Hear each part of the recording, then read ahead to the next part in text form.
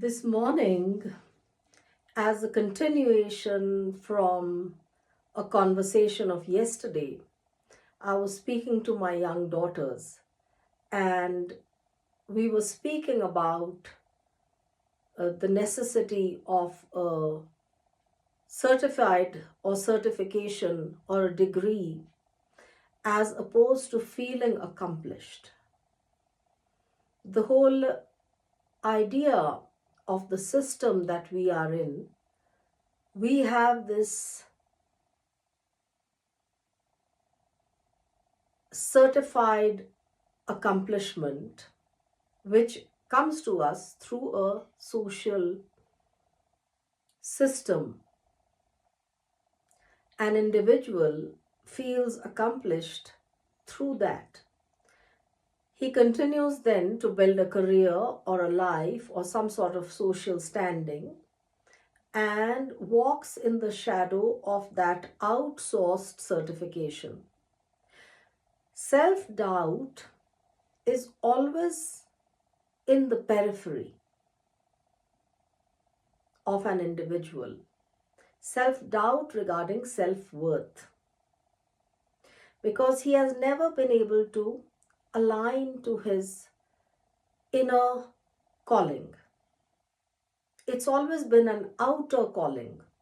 The education system trains us in such a way that we map our self-worth through this externalized outsourcing of how we feel about ourselves. We have outsourced our self-worth to an indifferent audience or even an accrual audience which is judging us according to programming. So one of my girls told me that she had studied or taken a subject called History of Art, and she disclosed that her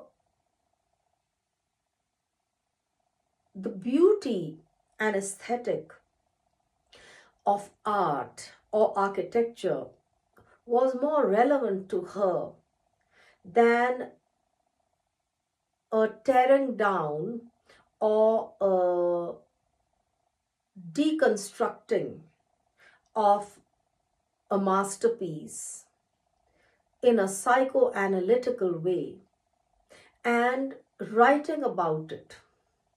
You see, what we are doing is when an artist is creating art, he is, if it's a masterpiece, if it is a transporting experience, he has created it from a transcendent space, and that is communicating to a person witnessing it maybe hundreds of years later. And to fracture that experience by intellectualizing its unknown aspect, shredding it, tearing it down to bring it into a known sphere, is something absolutely murderous. And this is how the education system is educating us, which is carnage of the soul. Something that is naturally transporting owing to its transcendent aesthetic has been ruined by individual interpretation dictated by an unseen and unseeing system, which is deeply conditioned and programmed and limited and stifled. This is something very serious. This is something very serious as to how the education system is surreptitiously inserting its mean minded programming into a pliant mind, creating a fractured adult who will continue to take this software, this program riddled with viruses, into his adulthood.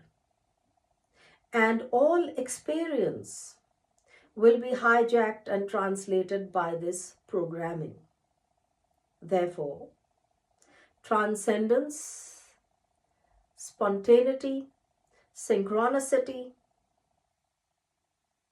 awareness, consciousness, all of that becomes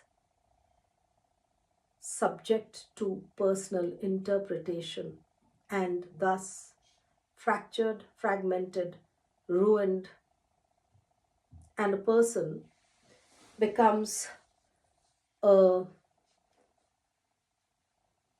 very limited, hollow being, living a very limited mortal existence. It starts from our education. A very important thing which education does not teach us is to align ourselves with our calling, that what calls to us. We are always misfiring from one subject to another if we are dictated by an externalized system. Like if you ask a child who's going to school, even if they are in primary, and ask them what they want to be. One day they want to be a doctor because it sounds good. One day they want to be something else. They are being dictated to by an external status-driven program, even at that young age.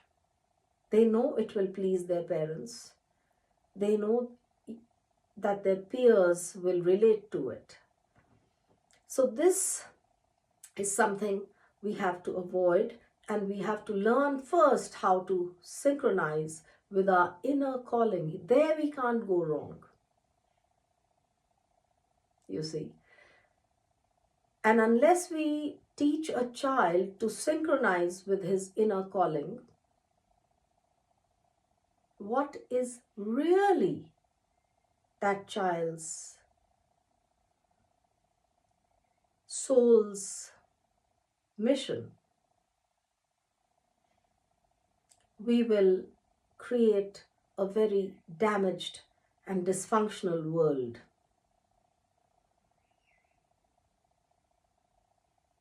The inner calling is basically awakening your soul's intelligence. This soul, our soul, my soul, we are all expressions of the creative whole. We are localized expressions of the creative whole, and we contain the same creativity, the resonance is in us. So if we connect to the cosmic resonance from where we draw our own individuated calibration, we can be informed of our calling. This is what we should be educated in. First of all, instead of being bombed by subjects and a system which is all about human thought conditioning and mind engineering. From spiritual creative beings, we become dead matter. So, first and foremost, we have to connect at any age. We have to connect to our inner calling. Once we have kindled the process of this calling, soul is always related to spirit. And spirit informs us synchronicities happen, doors open, some doors close on this journey to completion, self-realization. Self-realization cannot happen if you have not realized yourself. So the journey to completion can only happen if we are stable in our energy, our frequency. Everything is energetic. Everything is energy. And we have to understand that owing to the fact that there has been so much fragmentation of the human mind and so much carnage in the psychological sphere, that uh, the matrix has become very, very condensed, very calcified, very tightly knit. So when there's a breakaway from this status quo, one is faced by simultaneously. On the one side, there are synchronicities, and on the other side, there are obstacles, hindrances, interferences. There are energy vampires who will come into one space and try to somehow introduce that virus-ridden software into the now pure deconditioning aliveness that has entered that sacred space of self. One has to know how to protect his sovereignty from these hijacks. The basic thing here is to self-align with the higher resonance of the cosmos. Once we are aligned, more or less, that is what guides us to do that what we have to do. We don't have to use this instrument called mind full of memories and regressive thinking and limited thinking and dead programs. That entire software has to eventually go, and the hard drive has to become clean in order to accommodate reality, because this is reality, and the other aspect is created. It's unreal, it's man-made. Man cannot create nature. Nature can create man. So we have to be very guarded on protecting our energetic sovereignty, keep ourselves pure of intention, be absolutely singular and one pointed in discovering our calling, and walk with that. We cannot project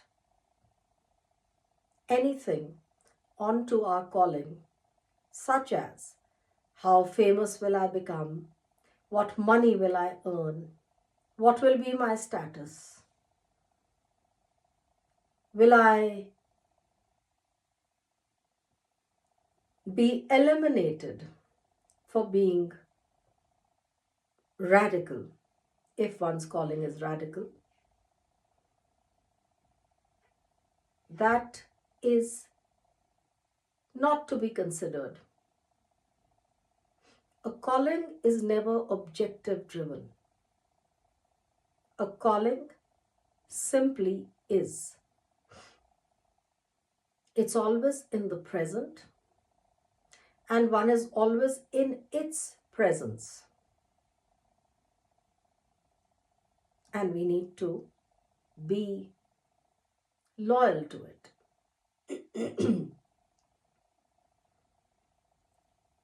We have to be true to our relative truth in order to connect with the absolute truth. We have to be connected to our soul in order to be connected to the super soul. We have to be connected to our calling in order to become agencies of the higher calling.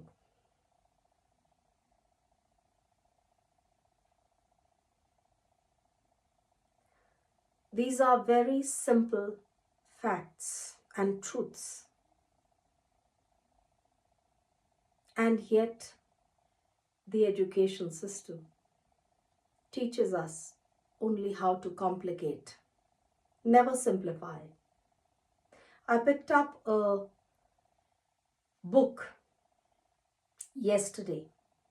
It was on Tantra, written by an authority on a certain school of Shaivism. And as I browsed through that book, I saw how much intellectual gibberish and detailing had been inserted in those pages. I think we complicate our own godliness with all this piles and piles of spiritual research. Truth is very simple. Truth has always been very simple. And one needs to have that eye to see, that ear to hear, and that purity of intent in order to become one with it. We are walking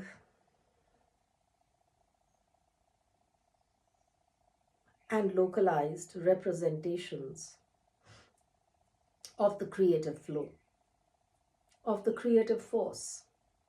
All we need to do is lean into that creative flow and become one with our calling. Om Tat Sat.